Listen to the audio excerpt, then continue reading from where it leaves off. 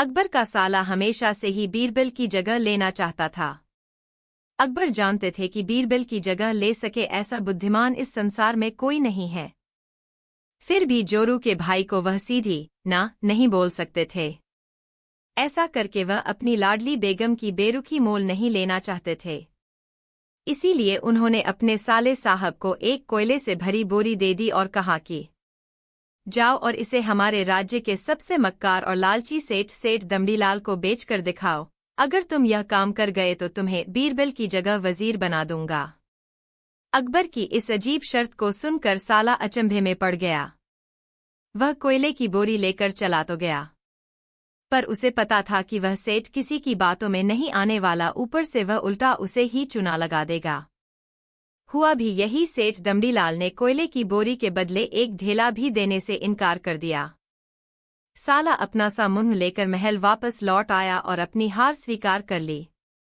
अब अकबर ने वही काम बीरबल को करने को कहा।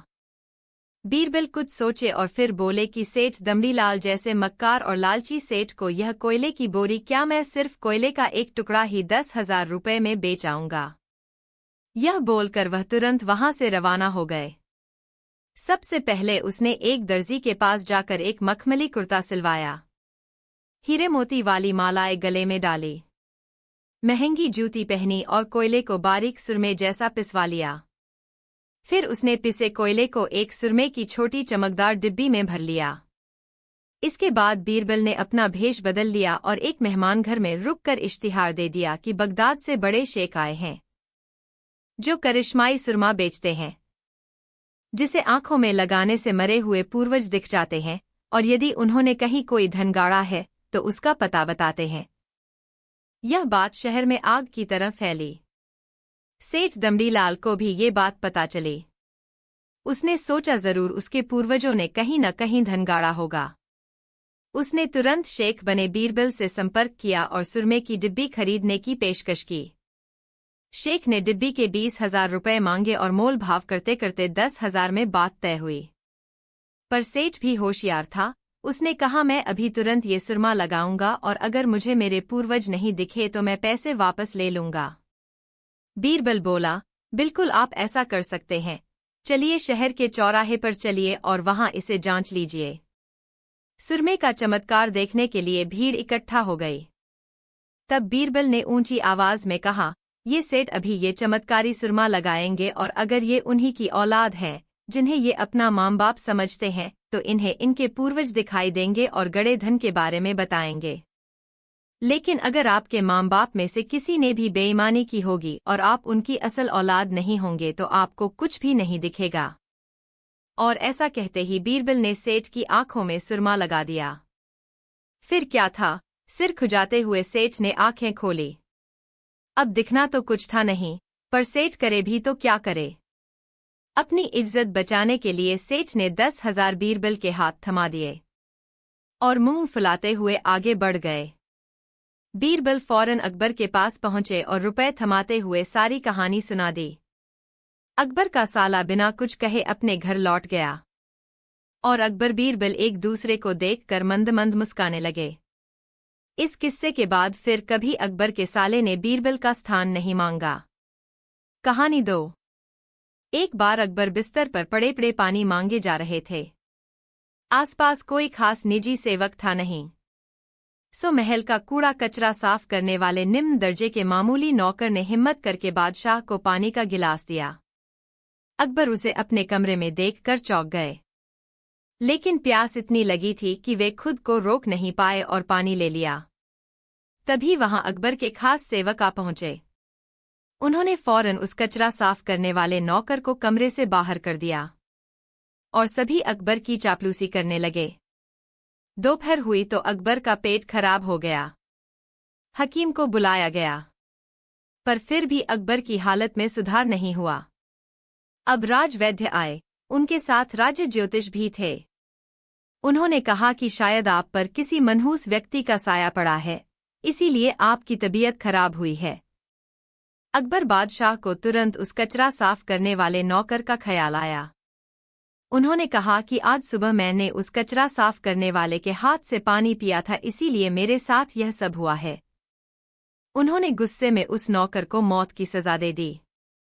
थोड़ी ही देर में सिपाहियों ने उस नौकर को कारागार में बंद कर दिया। बीरबल को जब इस बात का पता लगा तो वह उस नौकर के पास गए और उसे सांत्वना देते हुए कहा कि वह उसे बचा लेंगे। बीरबल तुरंत अकबर के पास गए और उनका हाल चाल लिया। तब अकबर ने बताया कि हमारे राज्य का सबसे बड़ा मनहूस मुझे बीमार कर गया। यह बात सुनकर बीरबल हंस पड़े। तब अकबर को गुस्सा आया और वह बोले कि तुम्हें मेरी यह हालत देखकर मजा आ रहा है।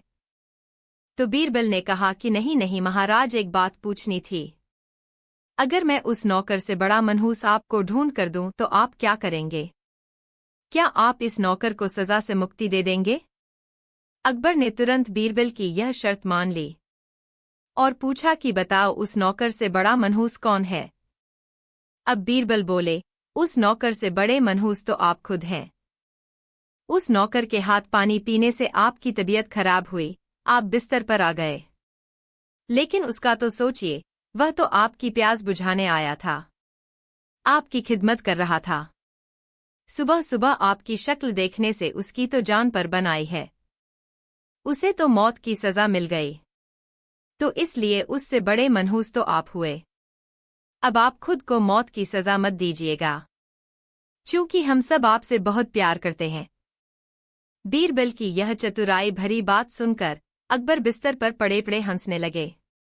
उन्होंने उसी वक्त उस गरीब नौकर को छोड़ देने के आदेश दिए और उसे इनाम भी दिया। और मनहूसियत का अंधविश्वासी सुझाव देने वाले राज्य ज्योतिष को उसी वक्त घोड़े के तबेले में मुनीमगिरी के काम में लगा दिया गया। कहानी 3। एक बार की बात है। रोज की ही तरह बादशाह अकबर दरबार में बैठकर अपनी प्रजा की समस्याएं सुन रहे थे। सभी लोग अपनी अपनी समस्याएं लेकर बादशाह के सामने हाजिर हो रहे थे और तभी राघव व केशव नाम के दो पड़ोसी अपनी समस्या लेकर दरबार में आए। इन दोनों की समस्या की जड़ था इन दोनों घर के बीच मौजूद फलों से लबालब भरा आम का पेड़। मामला आम के पेड़ के मालिकाना हक को लेकर था। राघव कह रहा था कि पेड़ उसका है और केशव झूठ बोल रहा है। वहीं केशव का कहना था कि वह पेड़ का असली मालिक है और राघव झूठा है। पेड़ एक और मालिक दो का मामला बहुत उलझा हुआ था और दोनों में से कोई भी हार मानने को तैयार नहीं था। दोनों पक्षों की बातें सुनकर और सोच विचार करने के बाद बादशाह अकबर ने यह मामला अपने नवरत्नों में से एक बीरबल को सौंप दिया। मामले को सुलझाने और सच्चाई का पता लगाने के लिए बीरबल ने एक नाटक रचा। उस शाम बीरबल ने दो सिपाहियों से कहा कि वे राघव के घर जाएं और कहें कि उसके आम के पेड़ से आम चोरी हो रहे हैं। उन्होंने दो सिपाहियों को केशव के घर जाकर भी यही संदेश देने को कहा। साथ ही बीरबल ने कहा कि यह संदेश देने के बाद वो उनके घर के पीछे छिपकर देखें कि राघव और केशव क्या करते हैं। बीरबल ने यह भी कहा कि राघव और केशव को पता नहीं लगना चाहिए कि तुम उनके घर आम की चोरी की सूचना लेकर जा रहे हो। सिपाहियों ने बिल्कुल वैसा ही किया जैसा बीरबल ने कहा। दो सिपाही केशव के घर गए और दो राघव के घर। जब वो वहां पहुंचे तो उन्हें पता चला कि राघव और केशव दोनों ही घर में नहीं थे, तो सिपाहियों ने उनकी पत्नियों को यह संदेश दे दिया। जब केशव घर पहुंचा तो उसकी पत्नी ने उसे आम की चोरी की सूचना दी। यह सुनकर केशव ने कहा, अरे भाग्यवान, खाना तो खिला दो। आम के चक्कर में अब क्या भूखा बैठा रहूं? और कौन सा वह पेड़ मेरा अपना है? चोरी हो रही है तो होने दो, सुबह देखेंगे।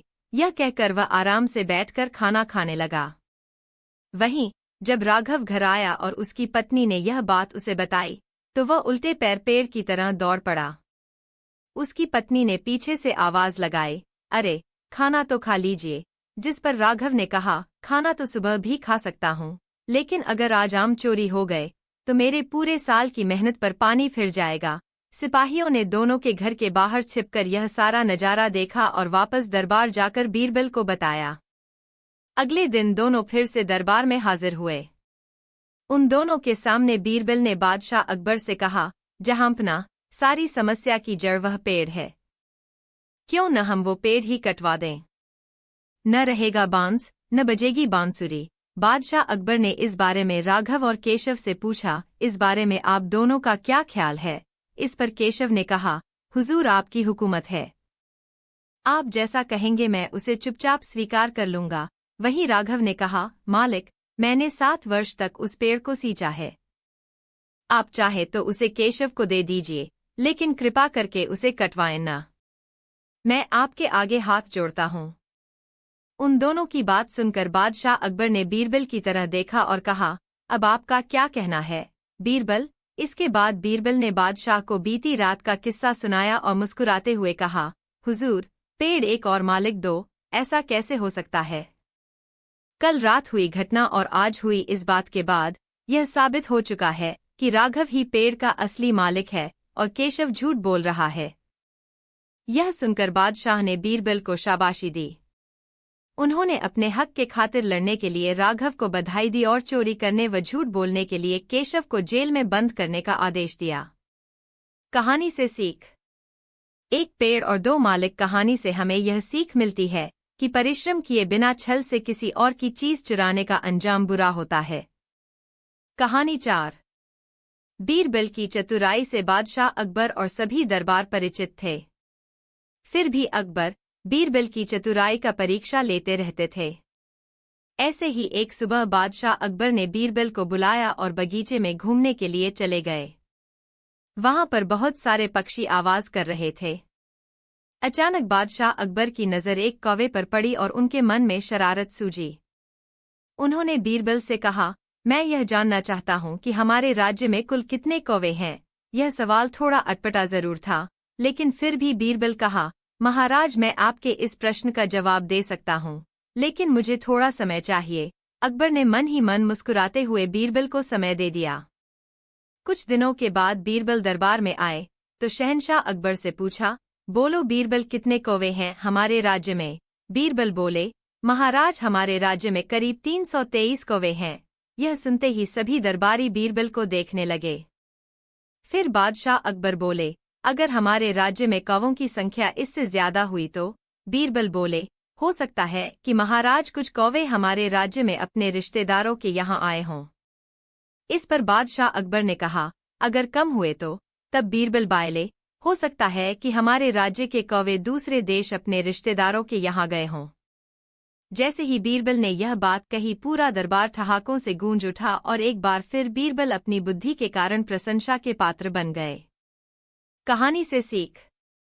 बच्चों, इस कहानी से यह सीख मिलती है कि अगर दिमाग का इस्तेमाल किया जाए तो हर समस्या का हल और सवाल का जवाब ढूंढा जा सकता है। कहानी 5। एक बार की बात है, अकबर और बीरबल किसी बात पर चर्चा कर रहे थे। तभी एक क्षण ऐसा आया जब राजा अकबर ने कहा, बीरबल, दुनिया में हर 100 आदमी के पीछे एक अंधा व्यक्ति होता है।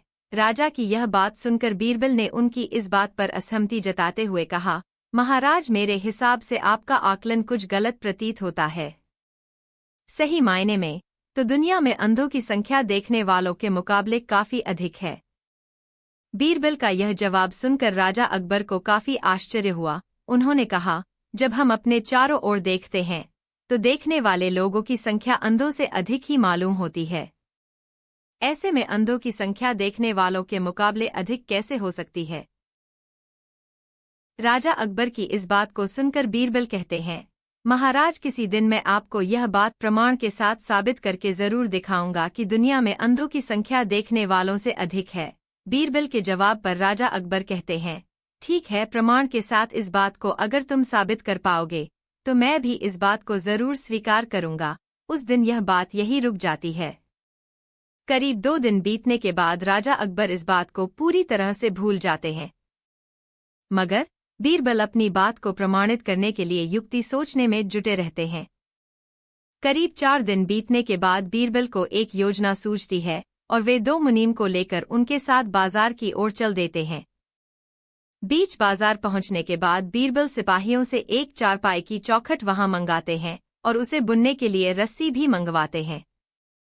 अब बीरबल अपने साथ लाए दोनों मुनीमों को आदेश देते हैं कि वे उनके दाएं और बाएं कुर्सी डालकर बैठ जाएं।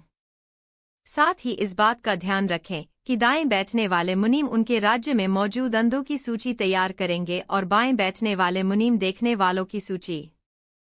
बीरबल का आदेश मानते हुए दोनों मुनीम अपना काम करने के लिए कमर कस लेते हैं और बीरबल चारपाई बुनने का काम शुरू कर देते हैं। बीरबल को बीच बाजार चारपाई बुनते देख धीरे धीरे वहां लोगों की भीड़ जमा होने लगती है। उस भीड़ में से एक आदमी अपने आप को रोक नहीं पाता है और वह बीरबल से पूछ लेता है, आप ये क्या कर रहे हैं? बीरबल इस सवाल का कोई जवाब नहीं देते और अपने दाएं बैठे मुनीम को इशारा देते हैं कि वह अपनी सूची में इस आदमी का नाम लिख लें। जैसे जैसे समय बीतता जा रहा था, आने वालों की संख्या बढ़ती जा रही थी और आने वाले सभी लोग अपनी उत्सुकता को शांत करने के लिए बीरबल से यही पूछ रहे थे कि वे यहाँ क्या कर रहे हैं। इसी के साथ बीरबल अपने दाएं मुनीम को इशारा देकर यह सवाल पूछने वालों का नाम अंधों की लिस्ट में डलवाते जा रहे थे। तभी अचानक वहां एक आदमी आता है जो बीरबल से पूछता है कि इतनी धूप में बैठकर आप चारपाई क्यों बन रहे हैं? तब भी बीरबल कुछ नहीं बोलते हैं और बाएं बैठे मुनीम को यह सवाल पूछने वाले का नाम देखने वालों की सूची में लिखने का इशारा देते हैं।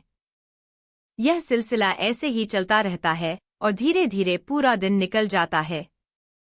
तभी इस बात की जानकारी राजा अकबर को होती है और वे भी माजरा समझने के लिए बाजार पहुंच जाते हैं, जहां बीरबल चारपाई बुनने का काम कर रहा था। राजा भी बीरबल से यह सब करने के पीछे की वजह जानना चाहते हैं। इसलिए वह बीरबल से सवाल करते हैं कि बीरबल, यह तुम क्या कर रहे हो? राजा का सवाल सुनते ही बीरबल अपने दाएं बैठे मुनीम को आदेश देते हैं कि अपनी अंधों की लिस्ट में महाराज अकबर का नाम भी शामिल कर दो।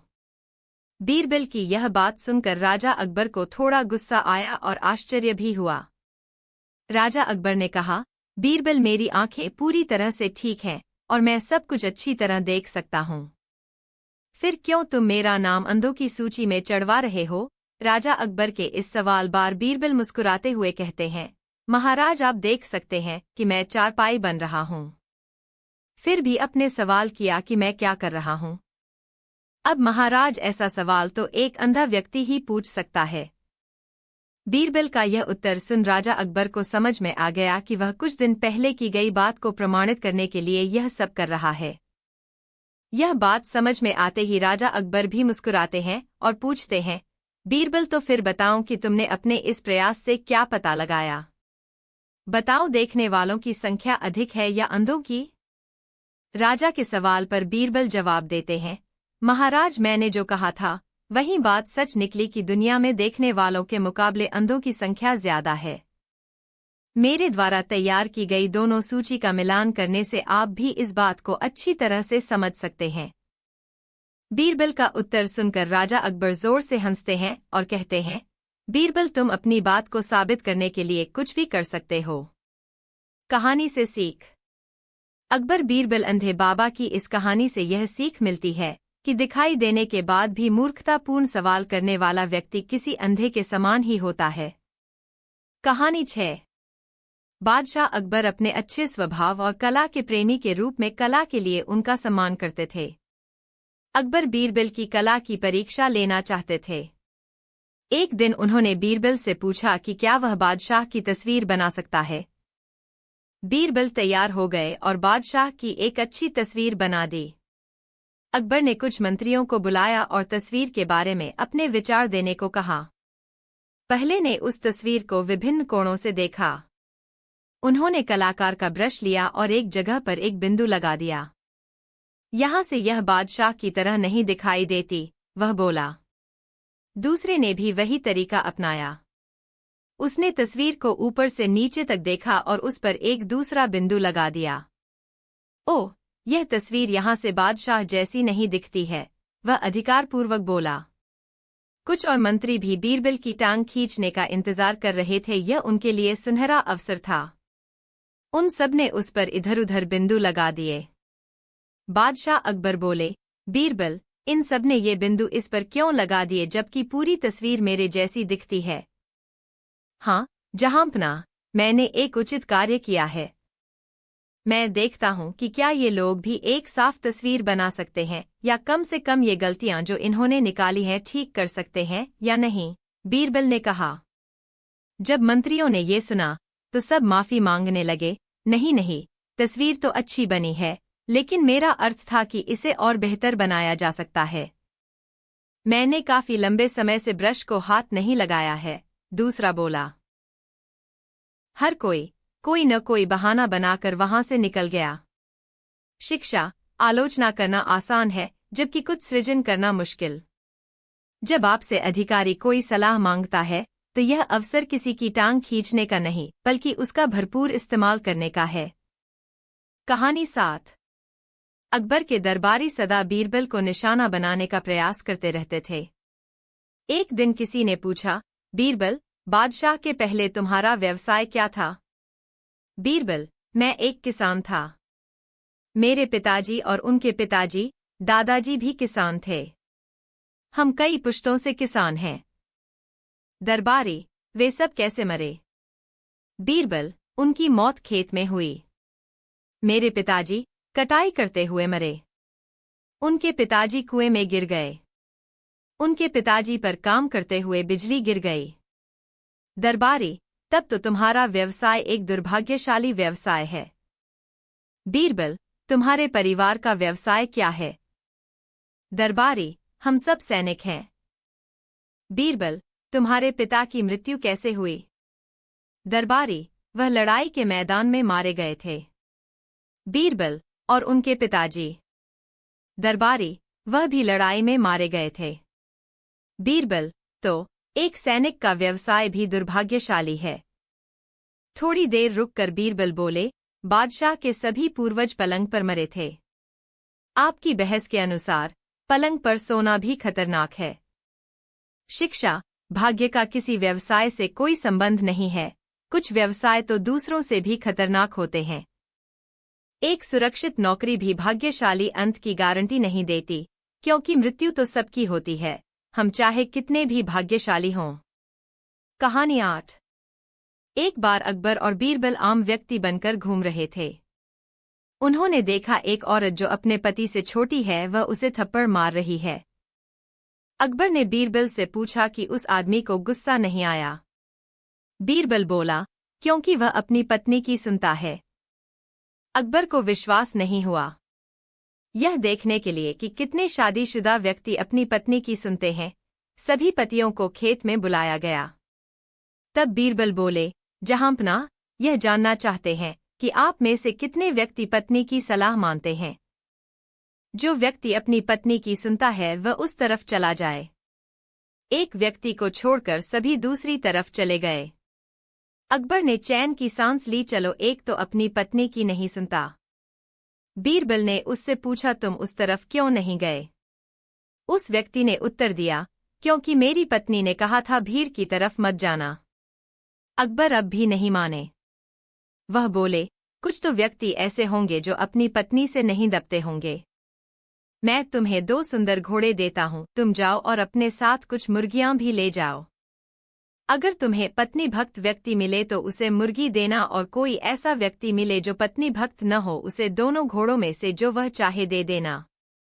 बीरबल दिल्ली में घूमे और जहां भी जाते मुर्गी ही देते।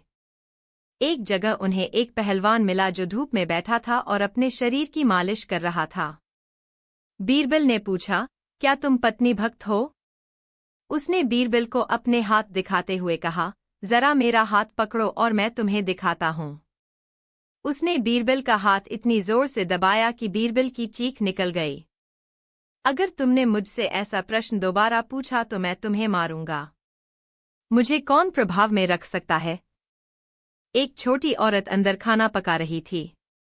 बीरबल ने पूछा, तुम्हारी पत्नी कहाँ है? वह बोला, वह मेरी पत्नी खाना बना रही है।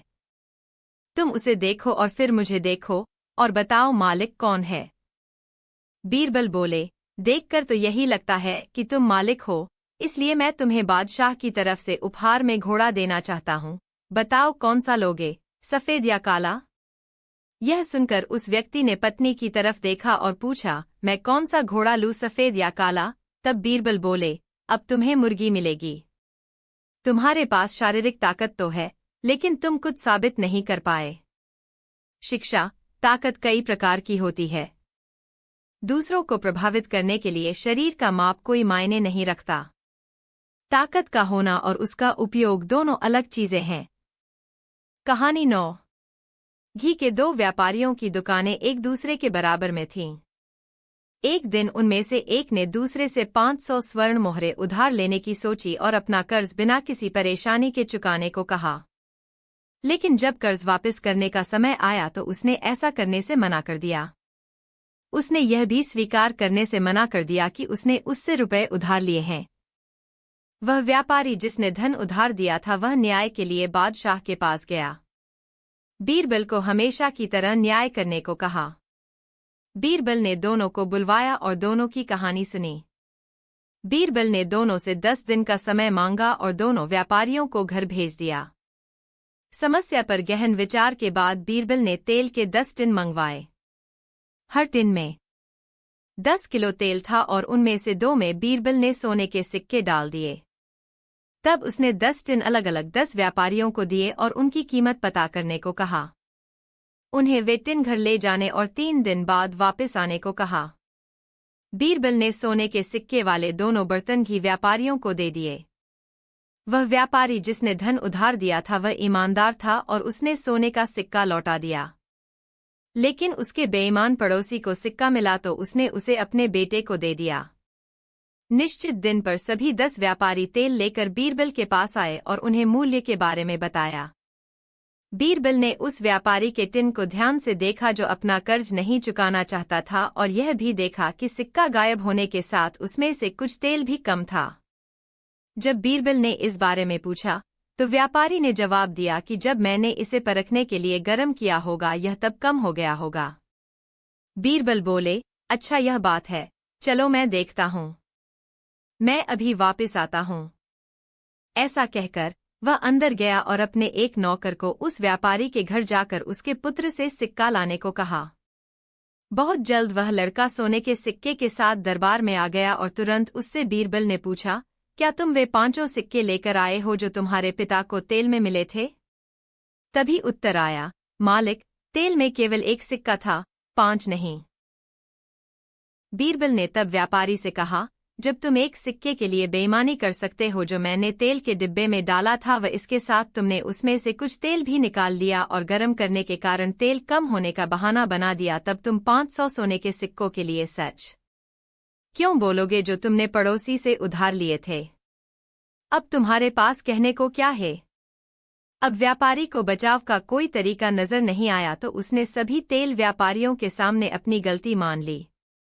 इस कहानी से मिलने वाली शिक्षा, सच कभी भी पर्दे के पीछे नहीं रह सकता।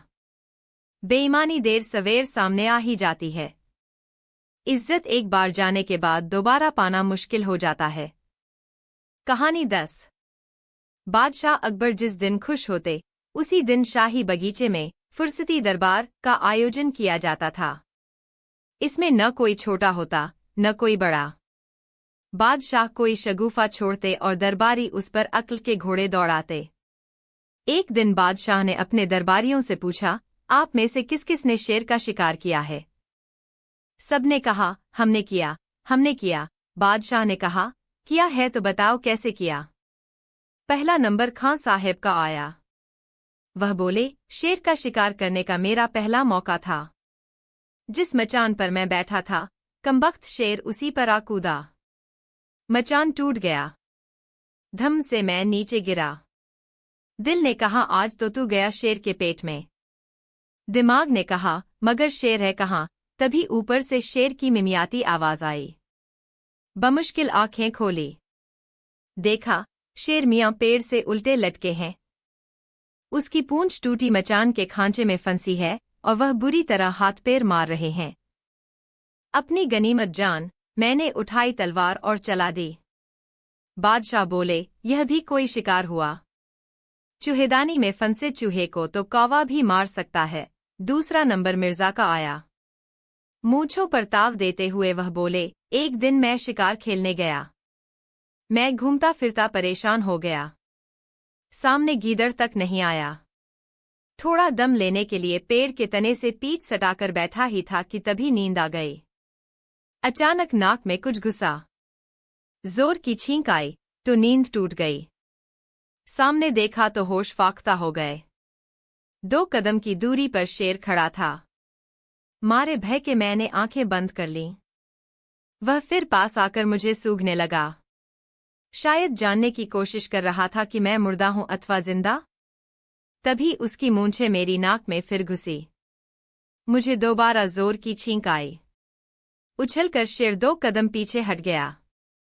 इस बार वह पूरा जबड़ा फाड़े हुए था, मानो कह रहा हो, जिंदा हो मियां तो आओ, मेरे गले के रास्ते पेट में उतर जाओ।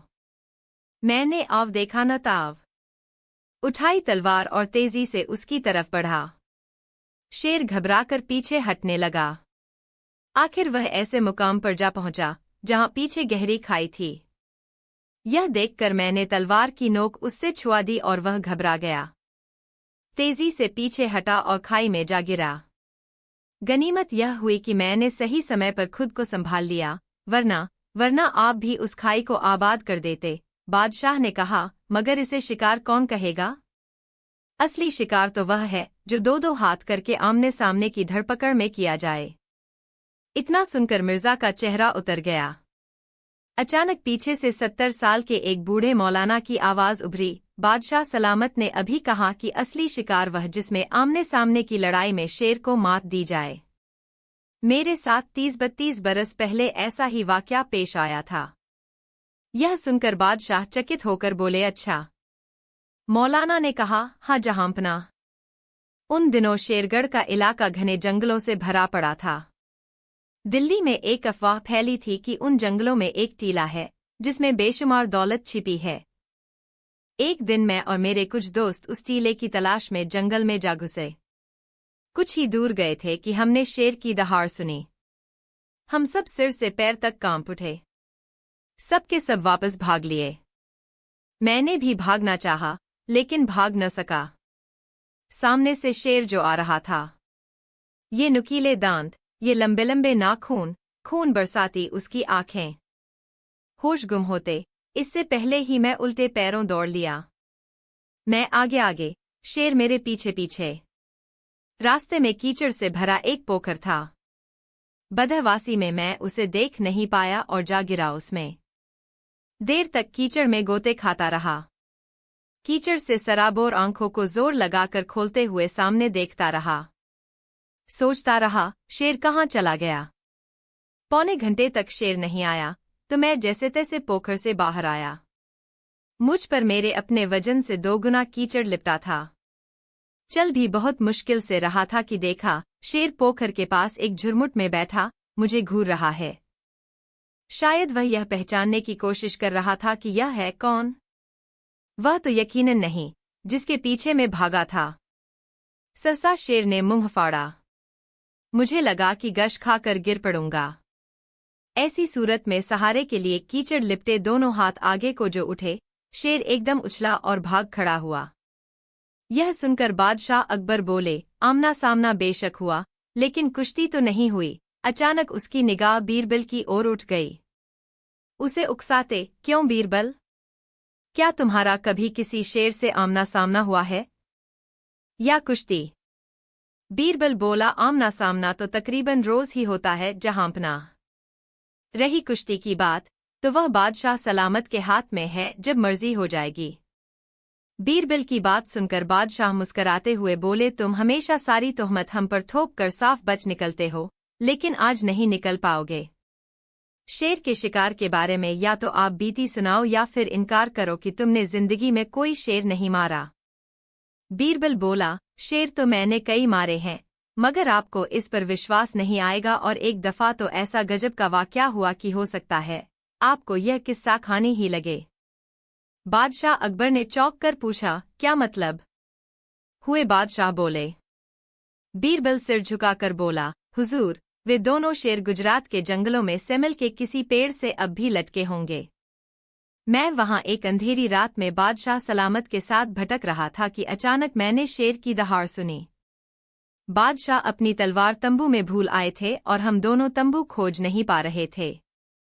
उधर दहाड़ थी कि बराबर पास आए जा रही थी। तलवार सिर्फ मेरे पास थी। एक बार सोचा कहीं झाड़ी-वाड़ी में छिप जाऊं, फिर एक ख्याल आया कि शेर अंधेरे में इंसान की तरह अंधा नहीं बन जाता। आखिर हम दोनों सेमल के एक पेड़ पर चढ़ गए।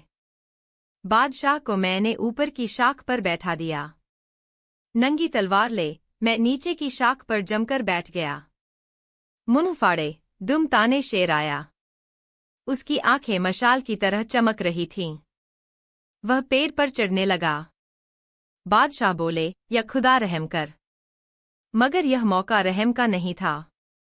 मैंने तलवार घुमाई और टिमटिमाती आंखों से अंदाजे से कई भरपूर वार कर डाले। धम से कोई नीचे गिरा। मैं घबरा गया। ऊपर देखा, यकीनन गिरने वाले बादशाह सलामत नहीं थे। फिर वहां शांति छा गई। सवेरे देखा तो शेर 3 टुकड़ों में धरती पर पड़ा था। बीरबल कुछ और कहता, इससे पहले ही बादशाह बोला, उस मौके पर तुम्हारे पास भी तलवार नहीं होती और पेड़ पर चढ़ने से पहले ही शेर मुझ पर हमला कर देता, तब तुम क्या करते? बीरबल गमगीन शब्दों में बोला, मैं क्या करता जहांपना? ऐसे मौके पर या तो खुदा ही कुछ करता या फिर वह नामुराद शेर। बीरबल की बात सुनकर सभी हंस पड़े। फुर्सती दरबार खत्म होने का नगाड़ा बज चुका था। शिक्षा शब्दों में हास्य का तालमेल कर देना हर किसी के बस की बात नहीं होती, लेकिन बीरबल में यह खूबी मौजूद थी, इसीलिए तो उसने इस कोरी गप को भी सच्चाई के रूप में प्रमाणित कर दिखाया। कहानी 11। एक बार बादशाह अकबर के दिमाग में यह बात आई कि कोई ऐसी बात बीरबल के सामने रखी जाए जिसकी समस्या का निदान उसके पास न हो। वह देखना चाहते थे कि ऐसे अवसर पर उनकी बुद्धि क्या कार्य करती है। यह सोचकर उन्होंने बीरबल से कहा, एक असाध्य रोग के लिए वैद्यराज जी ने एक दवा बैल के दूध में इस्तेमाल करने की राय दी है। अतः तुम कहीं से बैल का दूध लाकर दो। बीरबल ने कहा, जैसा हुक्म जहांपना, लेकिन तलाश करने में कुछ समय लग सकता है। बादशाह ने कहा, ठीक है, मैं तुम्हें 2-4 दिन का वक्त देता हूँ। बीरबल छुट्टी लेकर घर जाकर आराम करने लगे। अगली रात को जब बादशाह के सोने का समय हुआ तो बीरबल ने अपनी 18 वर्षीय बेटी को अपनी समस्या बताकर कपड़ों के गट्ठर के साथ यमुना घाट के उस स्थान पर कपड़े धोने के लिए भेज दिया जहां बादशाह का शयन कक्ष था। बीरबल की बेटी ने जाकर आधी रात के समय कपड़े धोने शुरू कर दिए। कपड़े धोने की आवाज सुन बादशाह की आंख खुल गई। उन्होंने सिपाहियों को बुलाकर डांटा और पूछा, जाकर देखो कि कौन व्यक्ति इस समय यमुना में कपड़े धो रहा है, उसे रोका क्यों नहीं गया। वापस लौटकर सिपाहियों ने विनम्र स्वर में बादशाह को बताया, देखने में तो वह एक निहायत खूबसूरत जवान, अच्छे कुल खानदान की लड़की नजर आती है। हमने उसे रोका तो उसने हमें डांट दिया। हमने कहा बादशाह सलामत की नींद उठेगी, तो बोली जब ऐसा होगा तब देखा जाएगा। बादशाह बोले, बड़ी गुस्ताख नजर आती है वह लड़की। जाओ नगर कोतवाल को तुरंत भेजो और हुक्म दो, अगर वह शराफत से न आए तो उसे गिरफ्तार करके लाया जाए। हुक्म की देर थी, कुछ देर बाद ही एक अनिग्ध सुंदरी बादशाह के सामने हाजिर हो गई। उसे देखकर बादशाह अचरज में पड़ गए। सोचने लगे कि कौन ऐसे माँ बाप हो सकते हैं जिन्होंने ऐसी लड़की को बेखौफ आधी रात के समय निर्जन घाट पर कपड़े धोने भेज दिया। बादशाह ने रोषपूर्ण स्वर में पूछा, ए लड़की, तुझे कोई और जगह नहीं मिली थी जो आधी रात को यहाँ महल के नीचे कपड़े धोने चली आई? लड़की ने विनम्र स्वर में कहा, हुजूर, इधर कपड़े धोने में इसलिए चली आई क्योंकि मुझे पूरा यकीन था कि बादशाह के महल साये में मेरी इज्जत महफूज रहेगी। उसके बुद्धिमत्तापूर्ण उत्तर से बादशाह अकबर प्रभावित हुए। फिर बोले, चलो, यह बात तो मैंने मानी, मगर कपड़े धोने का और कोई वक्त तुम्हें नहीं मिला? मजबूर थी शाह आलम, मेरे बाप ने सुबह ही एक बच्चे को जन्म दिया है। मेरी माँ नहीं है, दिन भर देखरेख मुझे ही करनी पड़ी। रात का खाना वगैरह पकाने के बाद मैंने सोचा अगर गंदे कपड़े रातों रात नहीं धुले तो सुबह उनके इस्तेमाल के लिए कोई कपड़ा न रहेगा। क्या बकती है लड़की, कहीं मर्दों के भी बच्चे पैदा होते हैं? क्यों नहीं हो सकते आलमपना? लड़की ने बेझिझक कहा, बैल दूध दे सकता है तो मर्द के भी बच्चे हो सकते हैं। लड़की का उत्तर सुनते ही बादशाह अकबर सन्नाटे में आ गए। क्रोध एकदम मुस्कान में बदल गया। वह बोले, मैं समझ गया दीवान, बीरबल की बेटी के अलावा और कोई नहीं हो सकती। आपने ठीक पहचाना हुजूर आली। मैं आपके दीवान बीरबल की ही बेटी हूँ। इतनी निडरता के साथ, इतनी बुद्धिमत्तापूर्ण उत्तर बीरबल की ही बेटी दे सकती है। जाओ, बीरबल से कहो मैंने उन्हें दिया हुआ आदेश वापस ले लिया है। और फिर बीरबल की बेटी को इनाम देकर ससम्मान डोली में बिठाकर उसके घर भिजवा दिया। शिक्षा, इस दुनिया में बुद्धिमान लोगों की कभी कमी नहीं रही है। फिर वह तो बीरबल जैसे विद्वान और हाजिर जवाब व्यक्ति की बेटी थी। जैसा बाप वैसी बेटी। बादशाह को ठीक ही उत्तर दिया गया था। भला कोई बैल भी दूध दे सकता है? दूध दे सकता है तो फिर पुरुष के भी बच्चा पैदा हो सकता है। कहानी 12। जेठ बैशाख का तपता हुआ महीना था। रमजान के दिन चल रहे थे। एक दिन रोजा व्रत रखना अकबर बादशाह और मुल्ला दो प्याजा जैसे लोगों को काफी भारी पड़ा करता था, पर धर्मरीति को निभाना भी जरूरी था। ऐसे ही एक दिन बादशाह शाम को मुल्ला दो प्याजा के साथ घूमते हुए बीरबल के घर जा पहुंचे। बादशाह जानते थे कि बीरबल के साथ कुछ देर मन बहल जाएगा तथा मुल्ला दो प्याजा के साथ बीरबल की नोक झोंक का भी मजा आ जाएगा। जिस वक्त शाही सवारी बीरबल के घर के सामने पहुंची, उस समय लू के थपेड़े चल रहे थे। बीरबल मकान के तहखाने में अंधेरी और ठंडी कोठरी में आराम कर रहे थे। बादशाह ने वहां पहुंचकर पूछा, आप 7 परियों के पीछे क्यों छिपे बैठे थे? मुल्ला दो प्याजा ने तुरंत चोट की, जिल्ले सुभानी, आपको तो मालूम ही है कि इस्लाम धर्म के अनुसार रमजान के महीने में शैतान कैद कर दिया जाता है। मुल्ला दो प्याजा ने बीरबल को शैतान बता दिया था। बादशाह के होंठों पर मुस्कान खिलने लगी, मगर बीरबल भी भला कब चूकने वाले थे। उन्होंने कहा, अच्छा, शायद इसीलिए मुल्ला साहब को बादशाह सलामत पकड़कर यहाँ लाए हैं। यह सुनकर बादशाह का हंसते हंसते बुरा हाल हो गया। जैसा कि मशहूर है, मुल्ला दो प्याजा और बीरबल में नोक झोंक चलती रहती थी। मुल्ला दो प्याजा की काफी उम्र हो चुकी थी, मगर अभी तक वे अविवाहित थे। एक दिन बादशाह अकबर ने मुल्ला जी से पूछा, आप शादी क्यों नहीं करते? मुल्ला दो प्याजा ने कहा, मैं किसी विधवा से शादी करना चाहता हूँ, जिससे विवाह भी हो जाए और पुण्य भी हो जाए। बीरबल ने तुरंत कहा, अम्मा, आप विवाह तो करें, कुछ दिनों बाद खुद ही विधवा हो जाएगी। शिक्षा, शिष्ट हास्य से मनोरंजन होता ही है, स्वास्थ्य भी अच्छा बना रहता है। कहाँ भी गया है कि हास परिहास स्वयं में एक कसरत है। कहानी 12। बादशाह अकबर बीरबल से अक्सर हंसी दिल लगी करते ही रहते थे। हंसी हंसी में ऐसी भी बातें कह जाते थे जो निरुत्तर करने और नीचा दिखाने के लिए कही जाती हैं।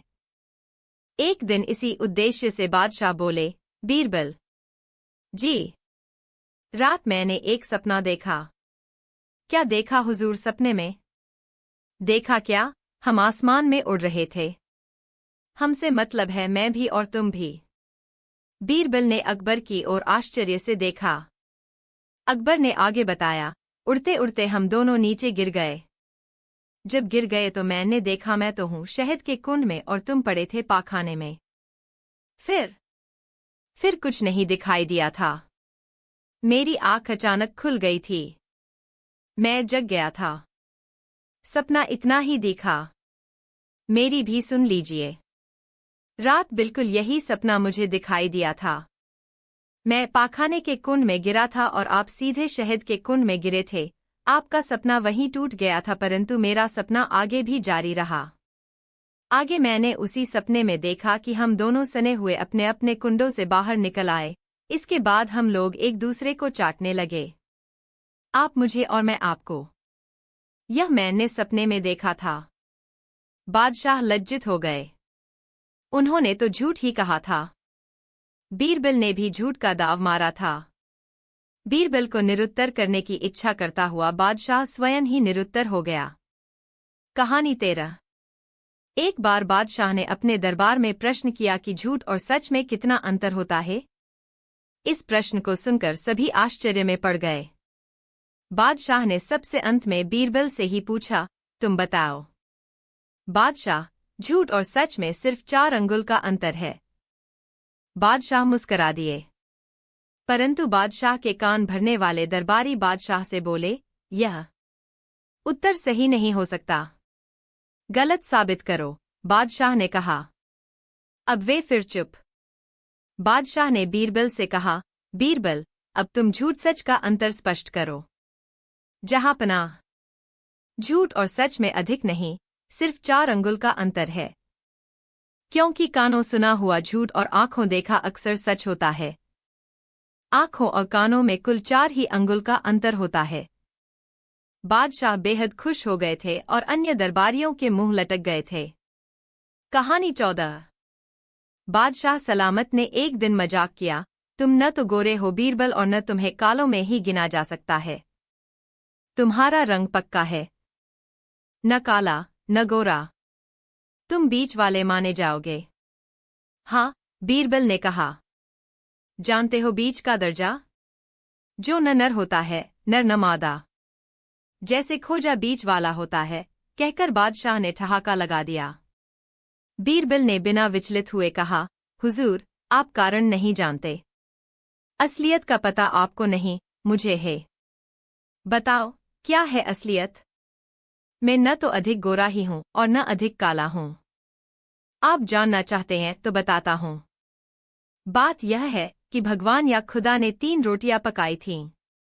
एक जल गई, दूसरी कच्ची रह गई और तीसरी सही सिकी थी। न जली न कच्ची रही थी। जो लोग बहुत काले हैं, वे जली हुई रोटियां हैं। बादशाह निरुत्तर रह गए।